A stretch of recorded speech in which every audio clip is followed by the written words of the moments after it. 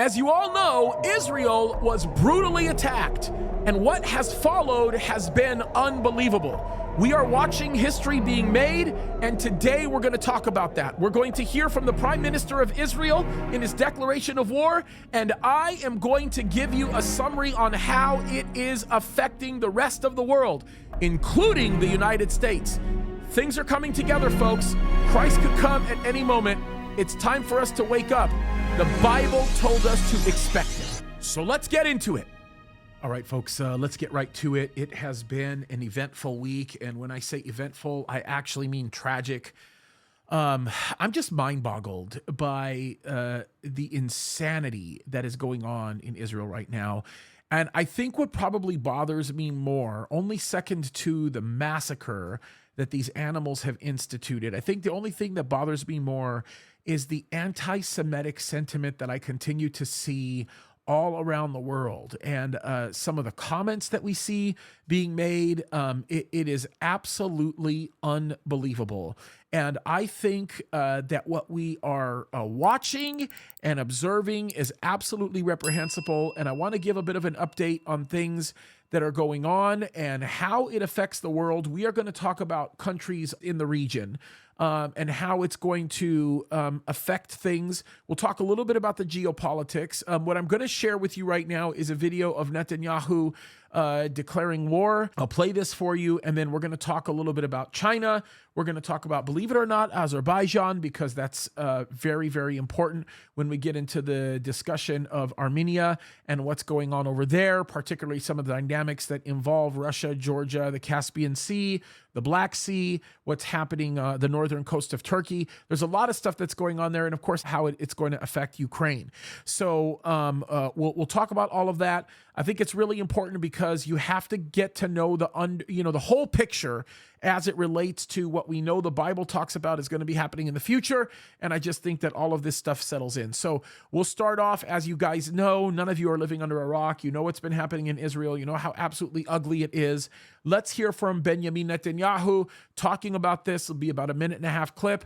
And then we're going to get into an update. And I'm just going to read through some of this stuff for you. Hopefully you guys will be benefited by the information that I'm bringing to the table. I think it's very eye-opening.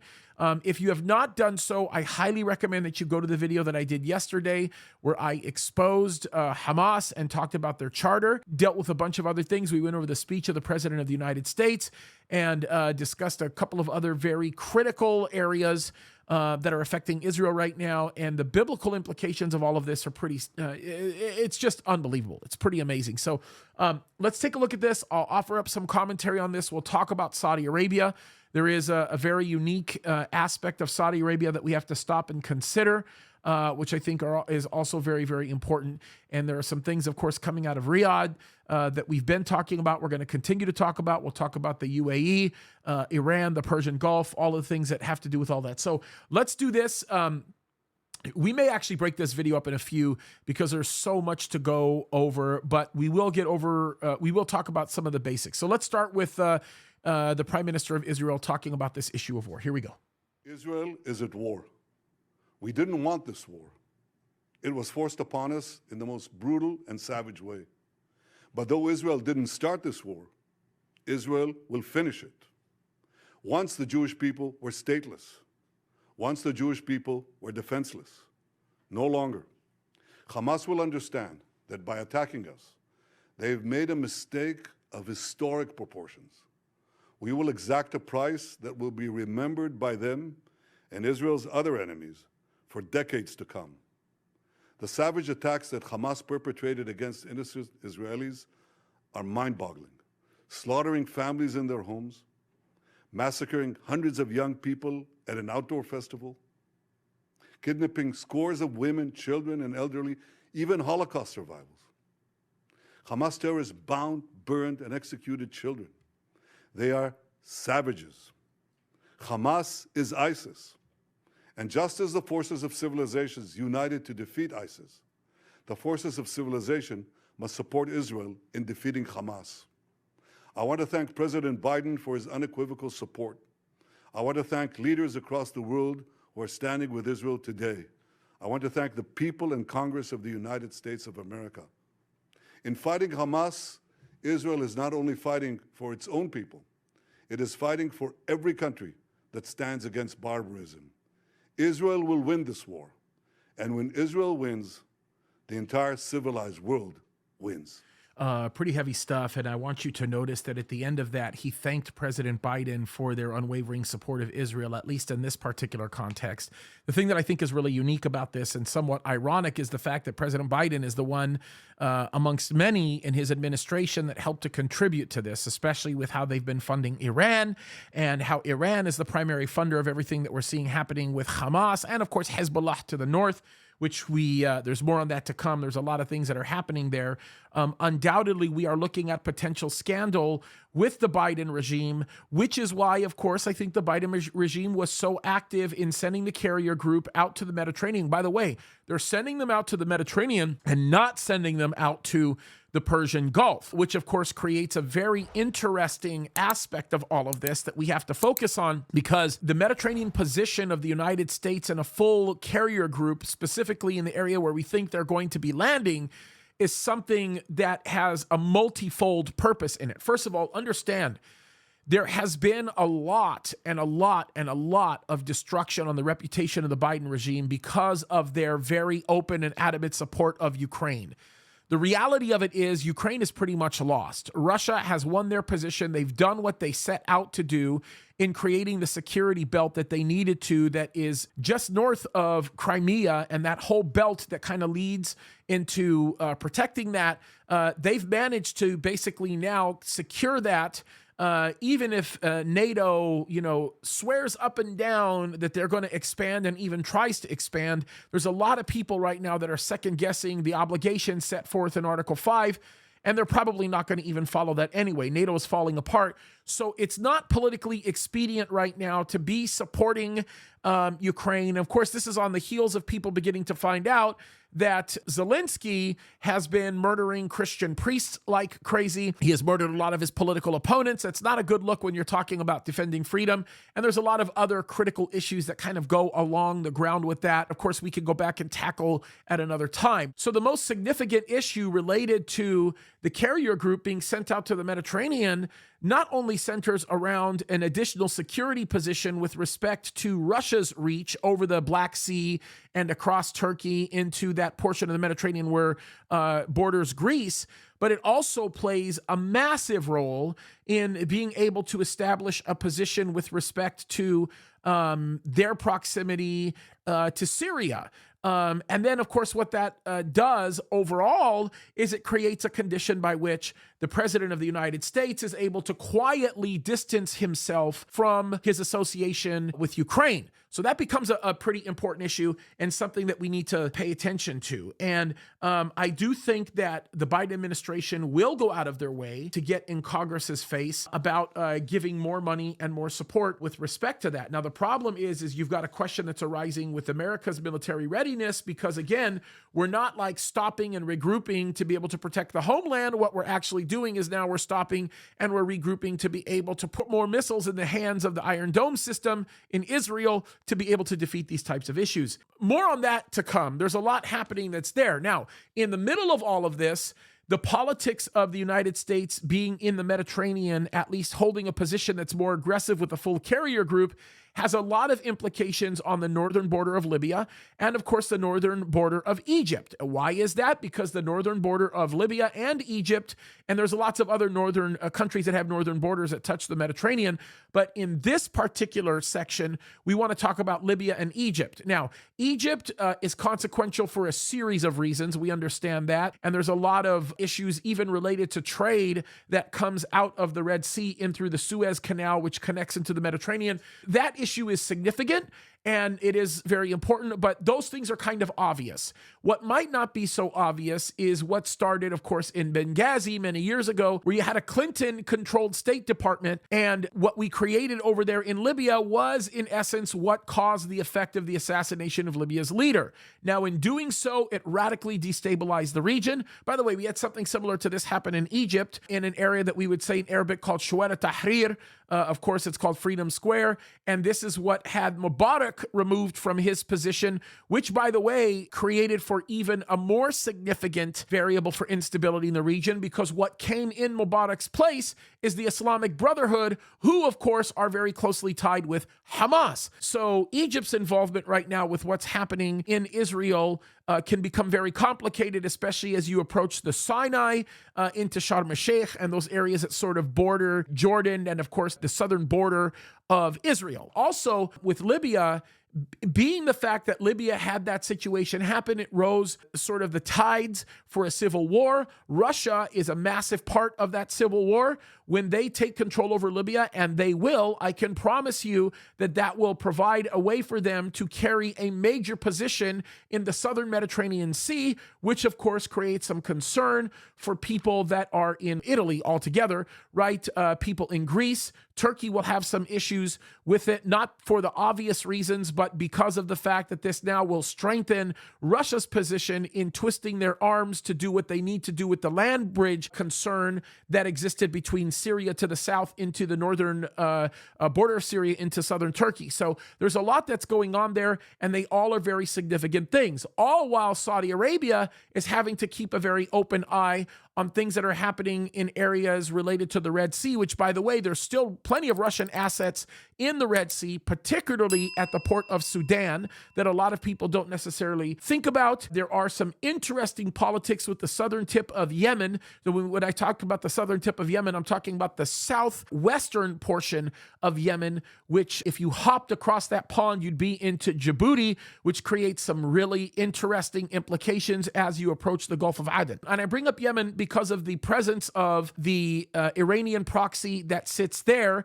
which are the Houthis, who are also at great odds with Saudi Arabia. Saudi Arabia is doing their best to manage that situation using a certain level of their diplomatic corps, which actually has done quite a great job because they've established a relationship with Iran. It is amicable, but it's not one that's like, hey, we love each other. And that was done through the hand of China.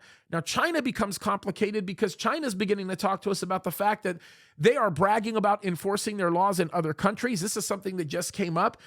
China basically made a promise that they're going to enforce their laws internationally. Chang Li, who's a Chinese-born Australian citizen, was arrested for espionage and just finished her prison sentence in China and has been deported back to Australia. I think this really matters, and it's significant to us because this is setting a significant precedent for the fact that China will continue to seek to enforce their ideals and philosophies and their laws on other nations for the purpose of not only economic benefit and structure, but they want domination. And that's going to put a lot of people at odds, and it will go to speak to destabilizing the region, which of course is something that we should all expect to see happening. Also, when we start talking about Western oil sanctions, and we talked about these sanctions that are being produced at the leadership of the United States of America, what it's doing is it's pushing all of these adversaries together. So China's getting closer with Iran, they're getting closer with Russia. You actually may see more cooperation with areas like Georgia to the south, to Ukraine, other nations that surround the Black Sea, Romania, Bulgaria. You might start seeing some real interesting things happening right there, not to mention the fact that when you cross the pond on the other side in the Caspian Sea, you might see all of the stands beginning to take a specific position related to the benefit of their oil consumption, right? Turkmenistan, Uzbekistan, Afghanistan, which, by the way, China and Iran have been in Afghanistan and Russia for quite some time, and many of the weapons that we're seeing turning up in Israel are as a result of all of that. So you've got a lot of that going on. It's creating a massive problem, and this means something. It means a lot because when we see all of this begin to change, it's affecting a lot. Not to mention the fact that with all of the destabilization that's going on, you've got the leader of Hamas calling for donations from many other Muslim organizations and countries to be able to fund the Hamas fighters in Gaza in what he called, think about this, folks, financial jihad. That's the title that he gives it. So this becomes significant because, of course, when you look at Hamas,